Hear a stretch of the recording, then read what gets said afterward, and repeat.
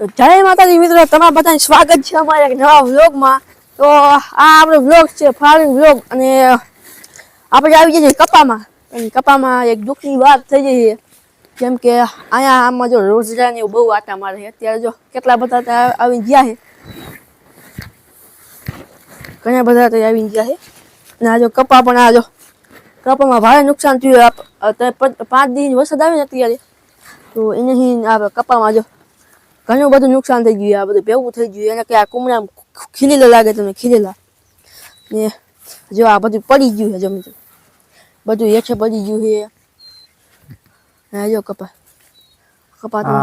તો માજો 2-3 દી વરસાદ આવે તો કપાસિયા ઉગવા મીંડો, કપાસિયો પણ ઉગવા મીંડો। અત્યારે બીજો કપા એના ઉપર ઉગવા મીંડો, કપા માથે કપા ઉગવાનો હે, ડેડા કારા મસ્ત થઈ ગયા। આજે નવો ફાલ આવી ગયો છે કપામાં।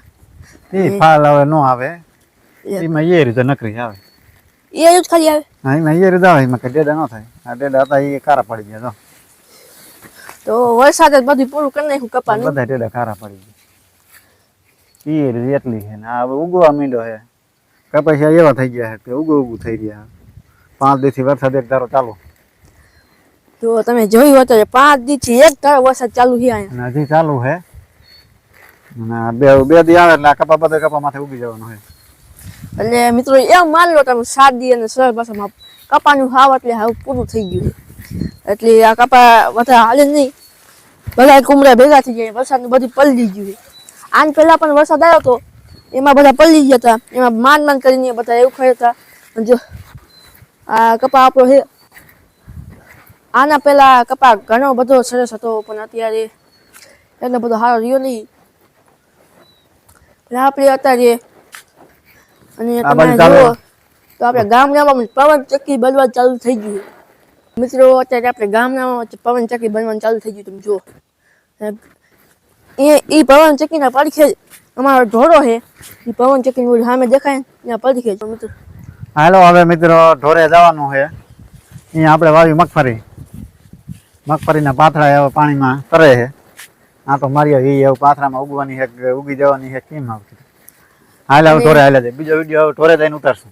હા, અને તમે ત્યાં જુઓ વરસાદનો મોસમ થઈ ગયો છે, શિયાળાનો પણ મોસમ આવ્યો હતો, પણ હવે વરસાદ પાછો આવી ગયો છે હજી એકવાર વરસાદ। અને અત્યારે તમને દેખાય કે નહીં દેખાતું કેમ તેમાં, અત્યારે સાંટા હળવે હાવ એટલે એક ટીપા પડે છે।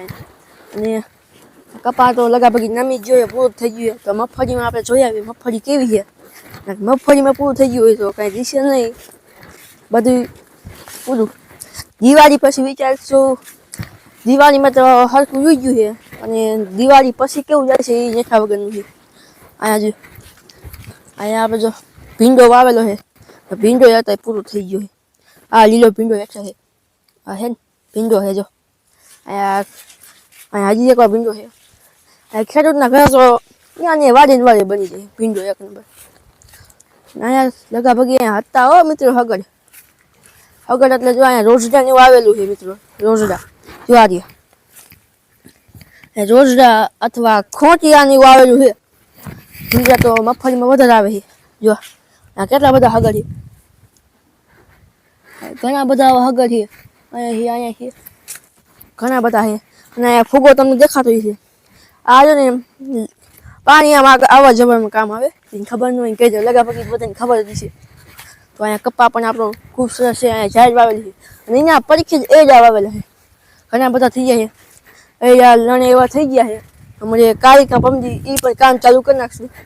અને કપા કેવો છે એકવાર કોમેન્ટ બતાવો। તો મિત્રો આ આપણો વ્લોગ અહીંયા જ પૂરો થાય છે। તો તમે આ ચેનલમાં નવા હોય તો તમે સબસ્ક્રાઈબ અને લાઈક અને શેર કરી નાખજો, અને વધુ મિત્રોને શેર કરવાનું ભૂલતા નહીં, શેર કરવાનું ન ભૂલતા, જેથી આપણને વધારે સપોર્ટ મળે। અને તમને આ વ્લોગ ગમ્યો હોય તો એકવાર કોમેન્ટમાં પણ જણાવી દીજો। થેન્ક યુ મિત્રો અમારો વ્લોગ અત્યારે લગી જોવા માટે।